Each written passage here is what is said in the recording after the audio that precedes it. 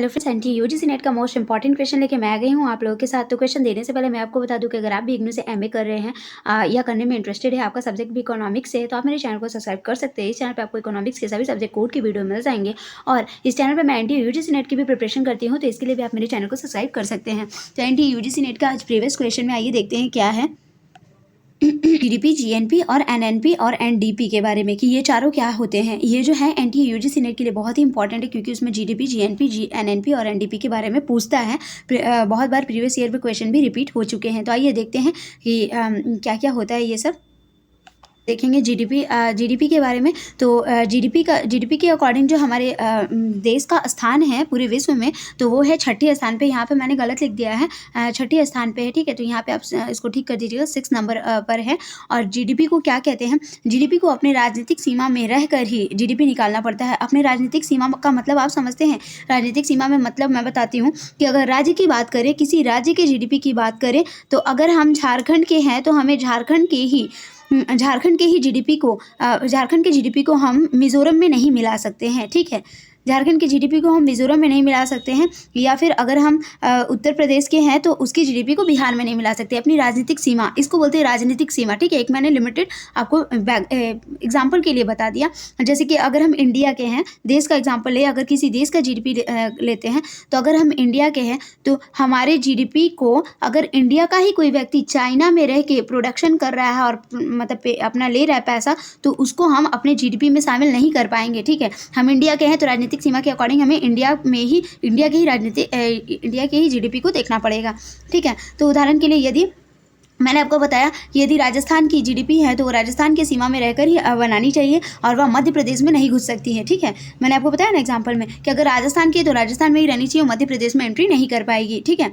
तो अगर जीडीपी राज्य स्तर पर बनती है तब, और यदि जीडीपी देश के लिए बनती है तो ये इंडिया की जीडीपी है तो वह चाइना में नहीं जाएगी, वह इंडिया में ही रहेगी, ठीक है। तो राजनीतिक सीमा के अंदर में रहकर जीडीपी बननी चाहिए। और अगर चाइना की कोई कंपनी इंडिया अगर घड़ी बना रही है तो घड़ी का जीडीपी इंडिया में ही रहेगा, वह चाइना नहीं जाएगा। और अगर कोई, मैंने आपको बताया कि अगर कोई चाइना का व्यक्ति इंडिया में आके घड़ी बना रहा है तो इंडिया के जो घड़ी बना रहा है तो घड़ी से जो प्रोडक्शन है वो इंडिया में ही रहेगा, चाइना नहीं जाएगा। चाइना इसलिए नहीं जाएगा क्योंकि अगर इंडिया का कोई व्यक्ति चाइना में जाके घड़ी बनाएगा तो वो चाइना का ही जीडीपी में ऐड होगा, इंडिया के जीडीपी में नहीं आएगा, ठीक है।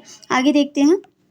जब हम जीडीपी के बारे में देखते हैं तो इन 4 बातों का हमें ख्याल रखना चाहिए। पहला है राजनीतिक सीमा, दूसरा है एक साल की इसमें मतलब ईयर लेना चाहिए, 1 साल का समय टाइम लिमिट लेना चाहिए। और तीसरा है वस्तु एवं सेवा कर, और चौथा है अंतिम वस्तु, ठीक है। तो इन सबको हम एक एक करके समझेंगे। राजनीतिक सीमा तो मैंने आपको लगभग एक्सप्लेन कर दिया है पहले ही कि राजनीतिक सीमा का मतलब कि अगर कोई व्यक्ति राजस्थान का है तो वो क्या करेगा, वो मध्य प्रदेश में एंटर नहीं कर पाएगा, मध्य प्रदेश में उसका जीडीपी नहीं गिनाएगा। तो ये होता है राजनीतिक सीमा। राजनीतिक सीमा के अकॉर्डिंग जिस क्षेत्र को राजनीतिक सीमा के अंदर रखा जाता है वो वहाँ का जीडीपी वहीं के लिए होगा, दूसरी जगह के लिए नहीं जाएगा, ठीक है। तो इन दोनों में हम बता सकते हैं कि यदि हम कब अंतिम वस्तु के बारे में हम बात कर रहे हैं तो इन दोनों में हम बता सकते हैं कि यदि हम लैपटॉप खरीदते हैं तो यह डायरेक्ट लैपटॉप बनकर मार्केट में नहीं आता, पहले बहुत सी चीज़ें इसमें इंक्लूड की जाती है। जैसे कि आपका प्रोसेसर लगाया जाता है, विंडो सॉफ्टवेयर लगाया जाता है, उसके बाद आपको इंटेल कंपनी का जो भी विंडो सॉफ्टवेयर है उसमें इंटेल कंपनी का जो प्रोसेसर है उसको लगाया जाता है, विंडोज सॉफ्टवेयर जो माइक्रोसॉफ्ट कंपनी का उसको इसमें इंसर्ट किया जाता है। उसके बाद वो लैपटॉप डेल कंपनी के नाम से मार्केट में मान लीजिए प्रोड्यूस हो रहा है, ठीक है। मार्केट में वो प्रोड्यूस हो रहा है डेल कंपनी के नाम से। तो हम यहाँ पे कह सकते हैं कि लैपटॉप जो है वो अंतिम वस्तु है। और जो व्यक्ति पेमेंट करेगा, लैपटॉप को खरीदेगा, वो ऐसा नहीं बोलेगा कि भाई मेरे को प्रोसेसर का दाम अगर 6,000 रुपये है तो हमको पहले प्रोसेसर का दाम 6,000 पे करो, उसके बाद जो माइक्रोसॉफ्ट जो कंपनी के अकॉर्डिंग जो सॉफ्टवेयर दिया हुआ है उसमें विंडो लगा हुआ है उसका पेमेंट है 10,000 रुपये, तो वो हमको पहले दो, ऐसा वो नहीं बोलेगा। और डायरेक्ट बोलेगा कि ये 30,000 का लैपटॉप है और आपको हमको 30,000 रुपये पेमेंट करना है और अपना लैपटॉप ले जाइए, ठीक है। तो 30,000 जो है वो अंतिम मूल्य है अंतिम वस्तु की, ठीक है। तो मैं आपको एक पिक्चर्स के थ्रू इसको क्लियर कर देती हूँ। वो प्रोसीजर दिखा रहे हैं, ठीक है। तो पहले इंटेंट का हम लोगों ने प्रोसीजर ले लिया, उसके बाद ये क्या होगी, ये पहली वस्तु हुई, ठीक है। अंतिम वस्तु किसे कहा जाता है वो मैं आपको बता रही हूँ। तो ये है पहली वस्तु, उसके बाद हम देखेंगे तो दूसरी और तीसरी वस्तु में आप यहाँ पे देख सकते हैं। ये है विंडो जो इसमें यूज़ होगा, उसके बाद कंप्लीट, ये है अंतिम वस्तु। ये है अंतिम वस्तु जो डेल कंपनी के नाम से जो लैपटॉप मार्केट में डिस्ट्रीब्यूट हो रही है, ठीक है, बेची जा रही है, सेल की जा रही है, ठीक है। तो आगे देखते हैं। एग्जाम्पल अगर हम लेंगे तो आप देख सकते हैं यहाँ पे ईंट और सीमेंट से बनता हुआ एक मकान आपको दिखाई दे रहा है। ये ईंट है, इसके अंदर सीमेंट, बालू, गिट्टी सब कुछ मिक्स करके ये बनता हुआ एक मकान दिखाई दे रहा है। तो इसको हम लोग अंतिम वस्तु का नाम नहीं दे सकते, या फिर इसे हम मार्केट में बेच नहीं सकते हैं। हम किसको बेचेंगे मार्केट में, तो मैं आपको बताती हूँ अभी। जब हम ईंट और सीमेंट से मिला के एक ऐसा मकान रेडी कर लेंगे तो इस मकान को हम अंतिम वस्तु का नाम दे सकते हैं, और इसी अंतिम वस्तु के लिए व्यक्ति कोई मूल्य चुकाने को तैयार हो सकता है। तो इसे अंतिम मूल्य या अंतिम वस्तु बोल सकते हैं। ठीक है, आगे देखते हैं। को पिक्चर से दिखा दिया कि ईंट और बालू और सीमेंट मिलके क्या भवन का निर्माण होता है, और भवन का निर्माण होता है। ठीक उसी प्रकार से आप देख सकते हैं यहाँ पे, जैसे कि समोसा जो है, समोसा में क्या क्या इंक्लूड किया जाता है, पहले आलू इंक्लूड किया जाता है, फिर मैदा, फिर तेल, उसके बाद समोसा एक अंतिम रूप लेता है जिसको अंतिम वस्तु का नाम दिया जाता है। और आप किसी को भी समोसा अगर लेने के लिए जाएगा तो ऐसा नहीं बोलेंगे कि आलू जो है 5 रुपये का तो 5 रुपये दीजिए, मैदा जो है 10 रुपये का तो उसको 10 रुपये दीजिए, तेल जो है वो 12 रुपये का तो उसको सब मिला के मेरे को इसमें से 8 आना 4 आना सब जोड़ के 5 रुपये समोसा का मूल्य दीजिए, ऐसा नहीं बोलेंगे। डायरेक्ट बोलेंगे कि समोसा है 7 रुपये का, आपको लेना है लीजिए, नहीं लेना चाहिए, तो उसको बोलते हैं अंतिम मूल्य। ठीक है, इस पर लगा हुआ मूल्य का जीडीपी ही उसमें शामिल होता है। अब है वस्तु सेवा। वस्तु किसे कहते हैं और सेवा किसे कहते हैं ये हम यहाँ पे देखेंगे। तो जिस मूल्य के बदले हमें जो चीज़ मिलती है, जिसे हम छू सकते हैं, उठा कर ले जा सकते हैं, उसे क्या कहते हैं, उसे वस्तु कहते हैं।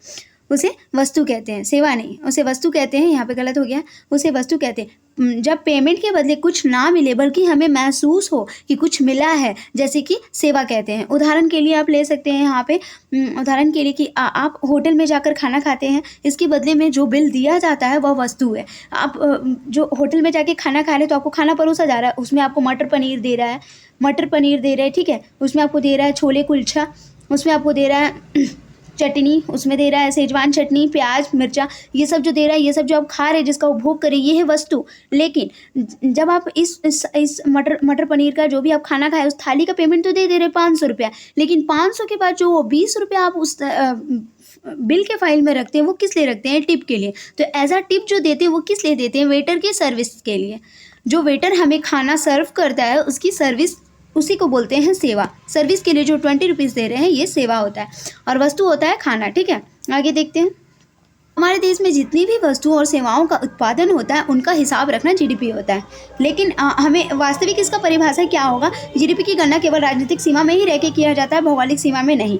जीडीपी की वास्तविक परिभाषा क्या, अपने देश की राजनीतिक सीमा के अंतर्गत एक साल में उत्पादित सभी वस्तु एवं सेवाओं के अंतिम मूल्य के हिसाब को क्या कहा जाता है, जीडीपी। मैंने आपको 4 पॉइंट स्टार्टिंग में लिख के दिखाया था, उसमें था राजनीतिक सीमा, आप नोट करते जाइए मेरे साथ, आपको और भी आसान हो जाएगा। राजनीतिक सीमा था, दूसरा था 1 ईयर, और तीसरा क्या था, तीसरा था आपका अंतिम वस्तु एवं सेवा, वस्तु एवं सेवा, और अंतिम मूल्य। चौथा क्या था, चौथा था अंतिम मूल्य। तो अब मैं आपको बता दूं, इसका सीधा परिभाषा इनसे जुड़ा हुआ है। जीडीपी सिंपल, अगर कोई आप पूछेगा आपसे तो आप बता सकते हैं जीडीपी क्या है, अपने देश की राजनीतिक सीमा के अंतर्गत एक साल में उत्पादित सभी वस्तु एवं सेवाओं के अंतिम मूल्य के हिसाब को क्या कहते हैं, जीडीपी कहते हैं। प्रधानमंत्री ने कहा है कि हमें अपने जीडीपी को 5 ट्रिलियन बनाना है। अभी हमारी जीडीपी कितनी है, 2.68 समथिंग है, मतलब 3 ट्रिलियन के लगभग में है, 3 ट्रिलियन के लगभग में है। लेकिन उन्होंने कहा है कि हमें अपनी क्या करना है, अपनी जीडीपी को बढ़ा के 5 ट्रिलियन तक करना है। आगे देखते हैं। फॉर्मूला के अकॉर्डिंग देखेंगे तो आप देख सकते हैं जीडीपी को क्या कहा जाता है, सकल घरेलू उत्पाद, ग्रोस डोमेस्टिक प्रोडक्ट। मैथ्स में तो हम लोग किसी भी टोटल को क्या कहते हैं, कुल कहते हैं, लेकिन इकोनॉमिक्स में जब हमें टोटल करना रहता है तो उसे सकल कहते हैं, समग्र मतलब, ठीक है, उसे ग्रॉस सकल कहते हैं। तो इसके बारे में देखेंगे हम कि जीडीपी संपूर्ण आपके घरेलू क्षेत्रों में कितना उत्पादन किया है वो देखा जाता है। तो घरेलू क्षेत्रों में कितना उत्पादन किया आप देख सकते हैं, जैसे कि मान के चलिए टाटा एक कंपनी है और एलजी एक कंपनी है। टाटा ने 100 किया, एलजी ने 50 प्रोडक्शन किया, ठीक है। और रमेश एक ऐसा व्यक्ति है जो सऊदी अरब में जाके कमा रहा है, ठीक है, तो वो 10 रुपये अर्जित कर रहा है, ठीक है।